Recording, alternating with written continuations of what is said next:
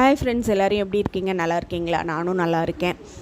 வீட்டுக்கு தேவையான பொருட்கள் வாங்க போகும்போது மட்டும்தான் எனக்கு தேவையானது வளையல், பொட்டு அந்த மாதிரியான பொருட்களில் வாங்குறதுக்கு நேரம் நான் செலவிடுவேன். இதுவே நான் பேச்சுலராக இருக்கும்போது அப்படி கிடையாது.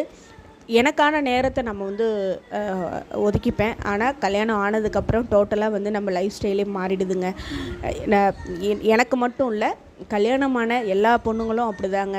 இதுக்குன்னு தனியாக நேரம் ஒதுக்கிறதோ இல்லை பேச்சுலராக இருக்கும்போது நாங்கள் எப்படிலாம் வளையல், மணி, தோடு எல்லாம் போட்டுக்கிட்டோம், மேக்கப் பண்ணிக்கிட்டோம் அப்படிங்கிறதெல்லாம் இப்போ நம்ம நினச்சி பார்க்கும்போது அதில் கால்வாசி கூட நாங்கள் பண்ணிக்கிறதில்ல. முழுக்க முழுக்க குடும்பத்துக்கு தான் நேரம் செலவிடுறோம். 2 மாதமாகவே கையில் வளையல் போடாமல் தான் இருந்தேன். ஓகே, இது வளையலுக்காக நம்ம போகணுமா அப்படின்னு சொல்லிட்டு கருத்து போயிருந்தது. ஓகே, இன்றைக்கி வீட்டு ஜாமான் பர்ச்சேஸ்க்குன்னு வந்திருக்கேன். வளையல், கொஞ்சம் தோடு இதெல்லாம் வாங்கிக்கிட்டேன். என்ன தான் நம்ம தங்கத்தில் நகைகள் வச்சுருந்தாலும் எனக்கு இந்த ஃபேன்சி தோடு, கவரிங் தோடு இது மேலே இருக்கிற கொஞ்சம் இன்ட்ரெஸ்ட் குறையவே இல்லை. ஏன்னா இதுதான் நமக்கு சேஃபும் கூட. இதை நம்ம போட்டுட்டு தைரியமாக எங்கே வேணாலும் போயிட்டு வந்துடலாம். பட் ஆனால் தங்கத்தை போட்டுட்டு நம்ம தைரியமாக வெளியில் வர முடியுமாங்கிறது ஒரு கொஷின் தான். கொஞ்சம் பயந்துகிட்டே தான் வெளியில் நம்ம போகிற மாதிரி இருக்குது. கால சூழ்நிலைகள் அப்படி. தஞ்சாவூர் தொப்பில் பிள்ளையார் தெருவில் இருக்கிற ஒரு சின்ன கவரிங் கடையில் தாங்க நான் வாங்குறது. அவர் கொஞ்சம் விலையெல்லாம் குறைச்சி கொடுப்பாரு, ரீசனபுளாக இருக்கும். பெரிய பெரிய கடைங்களுக்கு போனால் அந்த அளவு நம்ம பார்கிங் பண்ண முடியாது. அதனால் நான் போகலை. அதை முடிச்சுட்டு அப்படியே தெற்கு வீதி வழியாக வந்துகிட்டே இருந்தேன். ஜிலானில் ஆஃபர் போட்டிருந்தாங்க. 2 குர்தி 299 அப்படின்னு சொல்லி ஆஃபர் போட்டிருந்தாங்க. சரி பரவாயில்லையே, 2 டாப் 299க்கு இருக்கே அப்படின்னு சொல்லி உள்ளார போய் பார்த்தா XXL இல்லவே இல்லை, எல்லாமே எக்ஸலாக தான் இருந்துச்சு. XXLலாம் ஆஃபரில் இல்லை, ஆடி தள்ளுபடியில் இல்லைன்னு சொல்லி சொன்னாங்க. அதனால் நான் எதுவுமே டாப்லாம் எடுக்கலை. ஓகே, ஆஃபர் இருந்தால் வாங்கலாம், இல்லைன்னா வந்துடுவோம் அப்படின்ற மைண்ட் செட்டில் தான் நான் உள்ளார போனேன். அப்படியே என்னென்ன ஆஃபர் போட்டிருக்காங்க, பசங்களுக்கு எதுவும் ஆஃபர் போட்டிருக்காங்களான்னு பார்த்தேன். அப்படி ஒன்றும் ஸ்பெஷலாக எதுவுமே தெரியல. நான் அதனால் எதுவும் பர்ச்சேஸ் பண்ணாமல் நான் வெளியில் வந்துட்டு ஆப்போசிட்டில் இருக்கிற வரதராஜ பெருமாள் கோயில் உள்ளார போய் பார்க்கலான்னு பார்த்தேன்.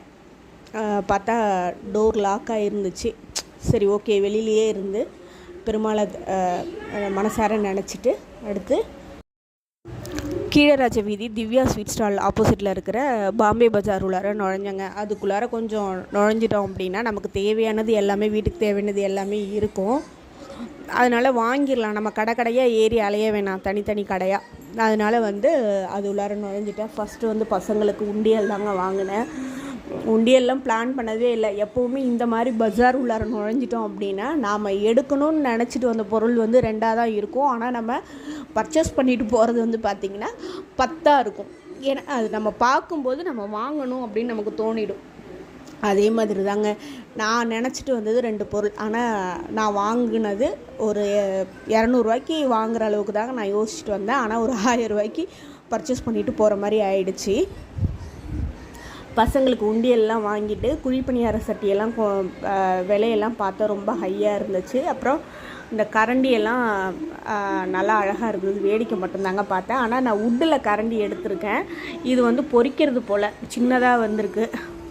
வத்தல் பொரிக்கிறது இதெல்லாம். அப்படியே கொஞ்சம் ஒரு சிலது வேடிக்கை பார்த்தேன், ஒரு சிலது பர்ச்சேஸும் பண்ணேங்க.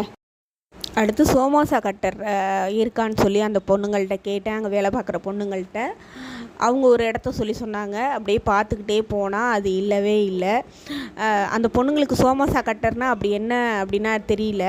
பின்னாடி சக்கரை மாதிரி இருக்குமா, கட் பண்ணலாம் அப்படின்னு சொல்லும்போது பீஸா கட்டரா அப்படின்னு சொல்லி பீஸா கட்டரை எடுத்து கொடுத்தாங்க. 2K கிட்ஸ்க்கு சோமாசா கட்டர் அப்படின்னாலே என்னன்னு தெரியல. பீஸா கட்டர் அப்படின்னா தெரியுது. சரி இல்லைம்மா, இது மாதிரி இருக்காது, இன்னும் சின்னதாக இருக்கும், இது தேவைப்படாதுமா எனக்கு அப்படின்னு சொன்னேன். அப்புறமா தேடி அந்த பொண்ணு எனக்கு சோமாசா கட்டர் கொடுத்தாங்க. அதுவுமே நான் வாங்கிட்டு வந்துட்டேன். ஏற்கனவே இருந்த சோமாசா கட்டர் என்கிட்ட வீணாயிடுச்சு. நான் இந்த சோமாசா கட்டர் எதுக்கு யூஸ் பண்ணுவேன் அப்படின்னா, நூல் பரோட்டா பசங்க கேட்குறாங்க அப்படின்னா நான் அதில் கட் பண்ணி பசங்களுக்கு நூல் பரோட்டா போட்டு கொடுப்பேன். அது வீணானதுனால தான் இன்றைக்கி மெயினாக சோமாசா கட்டர் தான் நான் வாங்க வந்தேன். ஒரு வழியாக தேடி கண்டுபிடிச்சி வாங்கியாச்சு. இது பாருங்கள், இடிக்கிறது, இஞ்சி பூண்டு இடிக்கிறது மரத்தாலே இருக்குது, ஆனால் இடிக்கிறத காணும். அப்படி இந்த ஸ்பூன்லாம் ஹார்ட்டின் ஷேப்பில் இருக்குது. வேடிக்கை மட்டும்தாங்க பார்த்தேன். இதெல்லாம் ஏன்னா நம்ம அது பார்க்குறதெல்லாம் வாங்குகிறோம் அப்படின்னா பட்ஜெட் எங்கேயோ போயிடும். அதனால வேடிக்கை பார்த்துட்டு உட்டில் கரண்டி எடுத்துக்கிட்டேங்க. கோயம்புத்தூரில் ஒரு வயசான அம்மாவும் பொண்ணும் வந்து 2 டன் அளவுள்ள குப்பையில் வந்து வாழ்ந்துருக்கிறதா வந்து நியூஸில் நம்ம வந்து படித்தோம். அதை பார்க்கும்போது பக்கத்து வீட்டுக்காரவங்களாம் என்ன பண்ணாங்க, இது ஏன் வந்து எப்படினாலும் நாறி இருக்கும், இது ஏன் வந்து எந்த ஸ்டெப்பும் எடுக்கலை அப்படின்னு சொல்லி எனக்கு பக்கத்து வீட்டுக்காரவங்க மேலெலாம் கொஞ்சம் கடுப்பாச்சு. அப்போ இப்படி குப்பையோடு வாழ்கிறாங்கன்னா அவங்க கண்டிப்பாக வந்து மனநிலை பாதிக்கப்பட்டவங்களாக தான் இருப்பாங்க. மனநிலை பாதிக்கப்பட்டவங்களாம் ட்ரெஸ் எல்லாம் கிழிச்சிக்கிட்டு சுயநினைவு இல்லாமல் தான் இருக்கணும்னு அர்த்தம் இல்லைங்க. இந்த மாதிரி விஷயத்தோட ஒரு சராசரி வாழ்க்கை வாழ தெரியாதவங்களும் ஒரு மனநிலை பாதிக்கப்பட்டவங்க தான். ஒன்றும் இல்லைங்க, ஒரு சாதாரணமாக வந்து கொஞ்சம் அழுக்கு ட்ரெஸ்ஸை போட்டுட்ருக்காங்க அப்படின்னாலே நீங்கள் வந்து ஈஸியாக வந்து கண்டுபிடிச்சிடலாம். அவங்கக்கிட்ட கூட சிறு சிறு மனநல பிரச்சனைகள் வந்து இருக்கலாம்.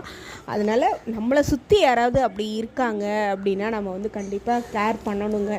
மனுஷனுக்கு மனுஷன் மனிதாபிமானத்தோடு நடந்துக்கலன்னா என்ன வாழ்க்கை சொல்லுங்கள் பார்ப்போம். அவங்கள வந்து 2 டன் குப்பை அளவுக்கு வாழ விட்டுருக்காங்க.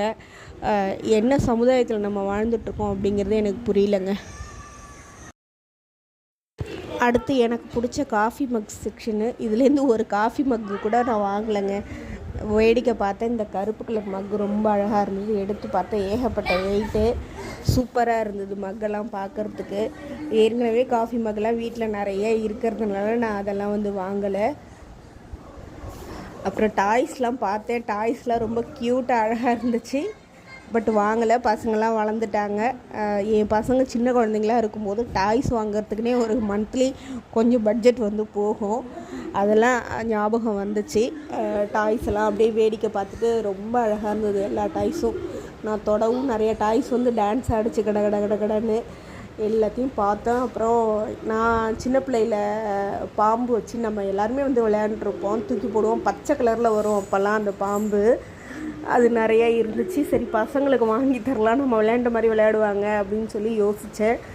சரி இது ஏன் அடுத்தவங்கள பயமுறுத்துவானுங்க, இது தேவையில்லாது அப்படின்னு சொல்லிட்டு நான் வாங்கலை.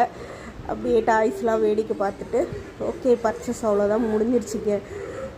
சரி வீட்டுக்கு கிளம்பலாம் அப்படின்னு சொல்லி பார்க்கும்போது நமக்கு தேவையான ஹேர் பேண்டெல்லாம் கண்ணில் பட்டுச்சு. அதை வாங்காமல் எப்படி வர்றது. ஹேர் பேண்டு, கொஞ்சம் வளையல்லாம் வந்து வேடிக்கை மட்டும்தாங்க பார்த்தேன். இதெல்லாம் நான் போடுறதே இல்லை, கண்ணாடி வளையல் போடுறதில்ல. கிளிப்ஸ் எல்லாம் கொஞ்சம் வேடிக்கை பார்த்தேன். தோடும் வேடிக்கை பார்த்தேன். ஏன்னா தோடு வந்து ஏற்கனவே கவரிங் தோடு வந்து எடுத்துட்டேன். தோடெல்லாம் அழகாக இருக்கே அப்படின்னு சொல்லி வேடிக்கை பார்த்துட்டு எவ்வளோ தான் எடுக்கிறது, அழகாக இருக்குதுன்னு சொல்லிட்டு. அதனால் கொஞ்சம் எல்லாத்தையுமே வாங்கணும் போல தான் இருந்தது. ஆனால் பைசாவும் நிறைய கொண்டு வரல. அதனால் வேடிக்கை மட்டும் பார்த்துட்டு எனக்கு தேவையானதை மட்டும் நான் வாங்கிக்கிட்டு கிளம்பிட்டேங்க. அப்படியே டாய் செக்ஷனையும் இவ்வளோ தூரம் எல்லாத்தையும் வேடிக்கை பார்த்தோம், கொஞ்சம் வாங்கினோம். டாய் செக்ஷனில் எனக்கு எதுவுமே வந்து வாங்க போகிறது இல்லை. பட் ஆனால் அதையும் விட வேணாம் பார்த்துருவோம் அப்படின்னு சொல்லிட்டு இந்த புத்தர் சாமி சிலைகள்லாம் இருந்துச்சு இல்லைங்களா, அதையும் வேடிக்கை பார்த்துட்டு கிளம்பிட்டாங்க வீட்டுக்கு. என்னோடய வீடியோ உங்களுக்கு பிடிச்சிருக்குன்னு நான் நினைக்கிறேன். என் வீடியோ பிடிச்சிருந்துன்னா லைக் அண்ட் சப்ஸ்கிரைப் பண்ணுங்கள். உங்களோட சப்போர்ட்டுக்கு ரொம்ப ரொம்ப நன்றி. வணக்கம்.